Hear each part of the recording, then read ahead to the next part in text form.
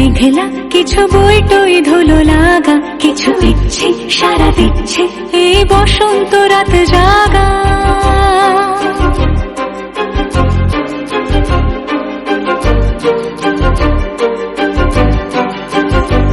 মম চিত্তে পাশ ফিরতে আজ পলাশ ফুলের কাব্য, নিতে নিতে ফুল ছিঁড়তে শুধু তোমার কথাই ভাববো।